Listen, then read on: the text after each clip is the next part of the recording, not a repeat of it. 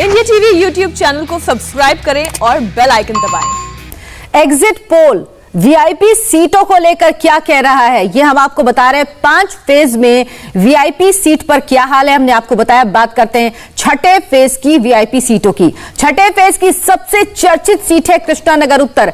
Exit poll के मुताबिक यहां से बीजेपी के दिग्गज नेता मुकुल रॉय चुनाव जीत सकते हैं। यहां से टीएमसी की स्टार कैंडिडेट कौशानी मुखर्जी हार सकती हैं। सज्जन, मुकुल रॉय जैसे खांटी नेता जो कि जमीन से जुड़े हुए हैं, उनके सामने जब जनवरी में टीएमसी ज्वाइन की हुई एक्ट्रेस को उतारा जाता है तो क्या पार्टी को भी ये पता होता है कि ये सीट बहुत मुश्किल है, शायद ग्लैमर की वजह से कुछ वोट मिल जाएं? निश्चित। वो देखें, यहाँ पे क्राइसिस जो है कैंडिडेट की, वो बीजेपी की नहीं बल्कि टीएमसी की, और इसी कारण से, और बाकी उसका ये है कि कृष्णानगर वो सीट जहां से मुकुल रॉय लड़ रहे हैं, वैसे भी बीजेपी के लिए कंफर्टेबल सीट है वो, मतलब उनकी बजाय कोई और भी रहते तो शायद जीत जाते, लेकिन जब मुकुल रॉय खुद आ गए हैं तो ऐसी स्थिति में मतलब उस सीट पे आपको शक की कोई गुंजाइश ही नहीं है। और एक ग्लैमरस फेस का उतारना अपने आप में ये भी संकेत देता है कि पार्टी को जब कोई एक डेडिकेटेड कैंडिडेट नहीं मिलता है तो वहां से वो एक एडिशनल फैक्टर इन्वोक करती है कि शायद इससे कुछ हो जाए। अमित, आप भी कृष्णानगर उत्तर गए थे, आप बताइए कि वहां क्या बीजेपी के लिए कोई चैलेंज नहीं, बिल्कुल क्लियर है, वो सीट बहुत कंफर्टेबली बीजेपी सीट जीत रही है? नहीं, मैं कह रहा हूं ना, कुछ ऐसी सीटें जिसमें बिल्कुल सज्जन बैंग ऑन जाएंगे। उसमें से एक जो मैंने कहा था डायमंड हार्बर, जिसमें वो बैंग ऑन है, और कृष्णानगर भी एक बैंग ऑन मुझे लगता है, क्योंकि उसकी वजह यह रही कि वहां पर जो टीएमसी के जो थे सिटिंग जो विधायक थे, वो शायद उनको बीमारी की वजह से वो काफी दिनों तक वो दूर रहे, वहां पर काम हुआ नहीं, और लोगों के अंदर ये गुस्सा था कि वहां पर किसी और को ना रिप्लेस किया गया ना कोई था, तो जो संगठन था, संगठन के अंदर ही वहां पर लड़ाई हो रही थी। जब वहां पर कौशानी को उतारा गया, कौशानी को मैंने पूछा था, कौशानी आपको इतना डिफिकल्ट सीट क्यों दिया गया, तो उनका ये कहना था कि डिफिकल्ट है लेकिन मैं कोशिश कर रही हूँ डोर टू डोर जाकर कि मैं जगह बना सकूं। लेकिन जो आम पब्लिक है वहां पर वो कट चुकी थी टीएमसी से। लेकिन आपको बता दें कि वहां पर जो समीकरण है वो भी बहुत इंटरेस्टिंग है, क्योंकि वहां पर क्रिश्चियंस की भी एक अच्छी खासी आबादी है, और दूसरा वहां पर टीएमसी का एक वोट बैंक रहा था। लेकिन जो पहली बार मैंने किसी जगह पे जाकर देखा कि जो अर्बन पॉपुलेशन है, जो ज्यादातर टीएमसी के साथ रहती है, वो अर्बन पॉपुलेशन बीजेपी की तरफ शिफ्ट कर चुकी है, और यही यहां पर बीजेपी के लिए फायदेमंद रहा। मुकुल रॉय ने वहां पर बहुत ज्यादा ना रुके ना बहुत ज्यादा कैंपेनिंग की है, उसके मुकाबले कौशानी ने ज्यादा काम किया, ज्यादा मेहनत की है, लेकिन फायदा वहां पर मुकुल रॉय को इसलिए होगा क्योंकि वहां पर जो टीएमसी आपस में भिड़ी हुई थी, वो जो जिस कैंडिडेट को चाहते थे उसको दिया नहीं गया, कौशानी को इसलिए दिया गया ताकि जो उनके अंदर जो एक, यानी आपसी सिर्फ फुटबॉल की वजह से भी यहां पर नुकसान टीएमसी को होगा। अब अगली सीट का रुख करते हैं। गाई घाटा सीट का एग्जिट पोल बीजेपी को सुकून देने वाला और टीएमसी को झटका देने वाला है। यहां से बीजेपी के सुब्रत ठाकुर चुनाव जीत सकते हैं। सुब्रत ठाकुर ठाकुरबाड़ी के सदस्य और बनगांव से बीजेपी सांसद शांतनु ठाकुर के भाई हैं। सज्जन, गाई घाटा के बारे में जरा बताइए कि यहां भी बीजेपी फायदे में दिखाई दे रही है, यहां पर किस किस फैक्टर ने काम किया? देखिए, ये तो काफी चर्चित शब्द है, मतलब मटुआ कम्युनिटी जो नमशूद्रा दलित हैं, उनकी एक जो रिलीजियस सेक्ट है वो मटुआ कहे जाते हैं। नमशूद्रा दलित ही होते हैं लेकिन वो मतलब एक पर्टिकुलर सेक्ट है। तो ये बेल्ट तो बिल्कुल मैं कह रहा हूँ कि बीजेपी स्वीप कर रही है। गाय घाटा ही नहीं, आप देख ले तो बोनगांव और राणा घाट, मतलब ये कि बांग्लादेश के पीएम ने जो संदेश दिया था उसने पूरी तरह से असर किया है, काम किया है, वो और कंसोलिडेट कर गया है। ये बिल्कुल डन एंड डस्टेड है, पहले से यहाँ पे क्लियरली ये था। पीएम का जो वो बांग्लादेश से जो एक जेस्चर था, उसने और ज्यादा उसको एंडोर्स कर दिया। लेकिन ये गाय घाटा सीट से लेके पूरा जो बोनगांव की 7 सीट देखे और बगल में राणा घाट वगैरह देखे, तो ये वो सीट है जहां मेरे हिसाब से बीजेपी स्वीप करेगी।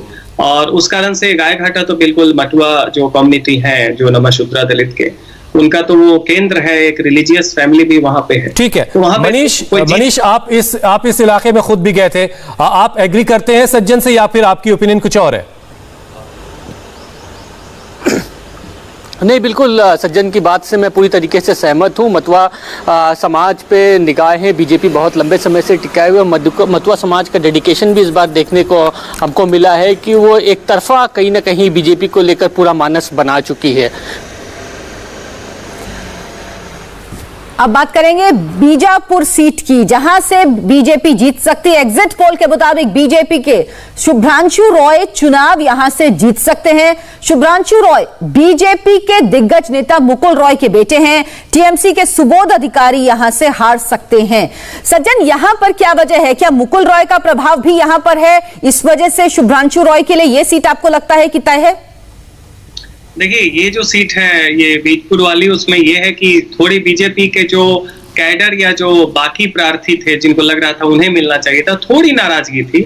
लेकिन अंत में क्या हुआ कि कॉमन लोगों पे जो चेंज का सेंटीमेंट था उस पर असर नहीं पड़ा। दूसरा, बाद में क्या हुआ शुरुआती 10 दिनों के बाद कि वहां पे बीजेपी का अपना जो संगठन में थोड़ी बहुत कमी थी, मुकुल राय के बेटे के कैंडिडेट होने के कारण हुआ कि पूरा एक टीम उनके साथ आ गया। तो इस कारण से यहाँ पे जो लोगों में सेंटीमेंट है प्लस जो मुकुल राय का अपना एक मशीनरी है जो बीजेपी के अलावे एडिशनल फैक्टर है, तो ये सीट जो है बीजेपी आसानी से जीत जाएगी। थोड़ा बहुत कैंडिडेट फैक्टर को लेके नाराजगी थी, लेकिन अभी क्या हो गया है कि आप देखेंगे जैसे डोमजुर में हुआ कि जो राजीव बनर्जी आए तृणमूल से, तो पहले वो विलेन थे, लेकिन बाद में लोगों ने कहा कि साहब हमारा तो संगठन और सेंटीमेंट है, अब उनका ताकत भी आ गया है। वही हाल यहाँ पे भी हो रहा है। ये अभी तक तृणमूल के सांसद थे, फॉर्मली पार्टी को नहीं छोड़े थे, तो इस कारण से बीजपुर की सीट भी बीजेपी वहां से निकाल ले जाए। अमित, आप भी क्या सज्जन की बात से इत्तेफाक रखते हैं कि जो अंदरूनी लड़ाई थी कैंडिडेट को लेके उसका कोई मायने नहीं है, जब वोट पड़े हैं तो वो एकजुट होकर सारे बीजेपी के कार्यकर्ताओं ने काम किया है? देखिए, मेरा ये कहना है कि बीजेपी के जो वर्कर्स थे उनको ये बताया गया कि हमारा अल्टीमेट गोल है जीतना, और इसी वजह से लोगों ने बहुत सारी चीजें मानी है। कुछ एक जगहों पे वो काम नहीं किया है, लेकिन बीजपुर का जो इलाका पड़ता है और जिस इलाके से मुकुल रॉय आते हैं वो हालीशौर के रहने वाले हैं। हालीशौर, नोईहाटी, बैरकपुर इसी इलाके में पड़ता है।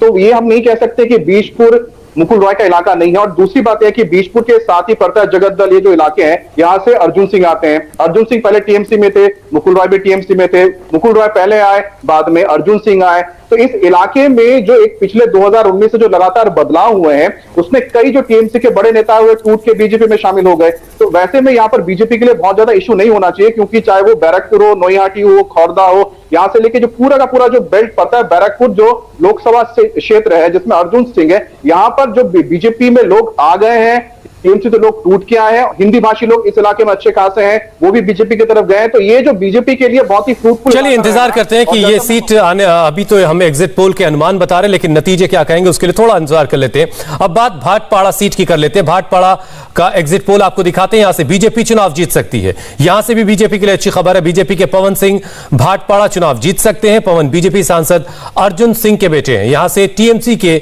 जितेंद्र साव चुनाव हार सकते हैं। भाटपाड़ा सीट भी बीजेपी के खाते में जा सकती है। सज्जन, जब ममता बनर्जी को पैर में चोट लगी थी उसके बाद यहां तक कहा गया कि उसके बाद सेंटीमेंट्स जो है वो ममता बनर्जी के साथ होंगे और काफी कुछ उसका असर होगा, लेकिन हम ज्यादातर सीट पर अनुमान ये देख रहे हैं कि बीजेपी जो है बाजी मार सकती है। तो भाटपाड़ा में क्या देखा आपने? देखिए, भाटपाड़ा तो अर्जुन सिंह का, मतलब अब अगर अर्जुन सिंह के इन्फ्लुएंस का सर्किल आप ड्रॉ करें बैरकपुर लोकसभा, तो भाटपाड़ा उसका केंद्र है, वो उनका अपना सीट। तो किसी भी कीमत पे, मतलब रीजनेबली ये पॉसिबल नहीं है कि भाटपाड़ा सीट वो बीजेपी हार जाए। उनके अपने बेटे हैं। थोड़ा बहुत वहां पे जो ग्रज है वो आप देखेंगे इस एरिया में हिंदी भाषी और बंगाली भाषी में कुछ कुछ सीटों पे दिखता है।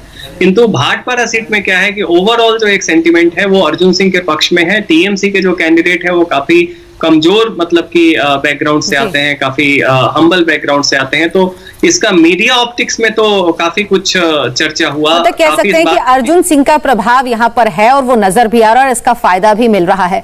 आपको कोलकाता पोर्ट सीट का एग्जिट पोल दिखाते हैं। यहां से टीएमसी के फरहाद हकीम जीत सकते हैं।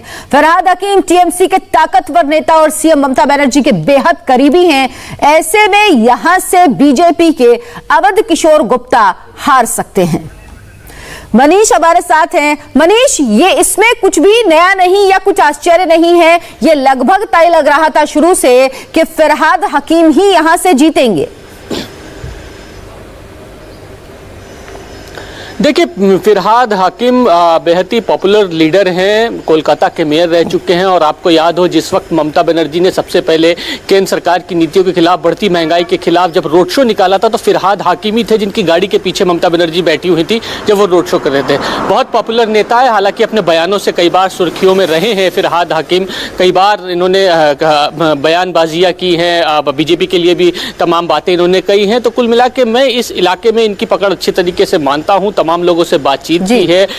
एक अल्पसंख्यक माइनॉरिटी में एक बड़ा चेहरा माने जाते हैं पश्चिम बंगाल में, और टीएमसी में ममता बनर्जी के बहुत ज्यादा खासम खास ये नेता हैं। फिरहाद हाकिम उर्फ बॉबी के नाम से अपने लोगों में ये जाने जाते हैं। तो मैं मानता हूं कि फिरहाद हाकिम की पकड़ बहुत अच्छी है, और कहीं ना कहीं वो फिलहाल उनकी ये सीट एकदम पक्की मानी जाती है। आपसे ये समझना चाहेंगे कि मुख्यमंत्री नंदीग्राम में जो एग्जिट पोल आप दिखा रहे हैं वो हार सकती हैं, फिरहाद हकीम जो उनके करीबी हैं, क्या एंटी इनकम्बेंसी की बात करें तो क्या जो बड़े नेता होते हैं पार्टी के, उनके खिलाफ नहीं होती, या उनका अपना वोट बैंक अलग होता है, पार्टी सिंबल से उसका मतलब नहीं होता?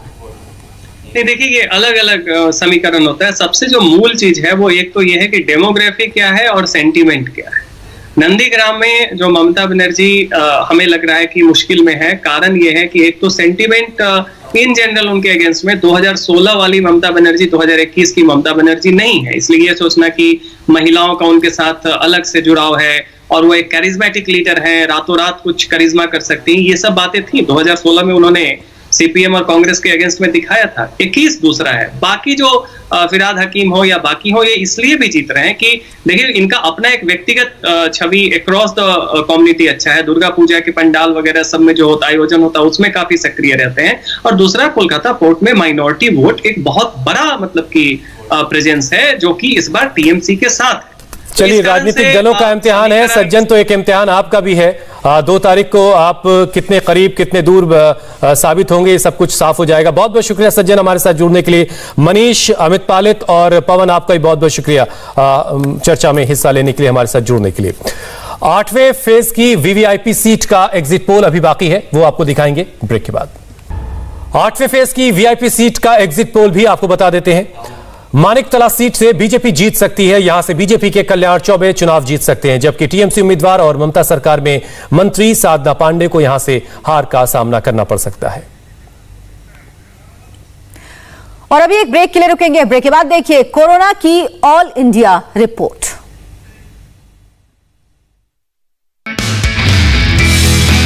नमस्ते, मैं हूं मीनाक्षी जोशी। वीडियो और खबरों से अपडेट रहने के लिए India TV YouTube channel subscribe करें, बेल आइकन दबाना ना भूलें। जुड़े रहें इंडिया टीवी के साथ।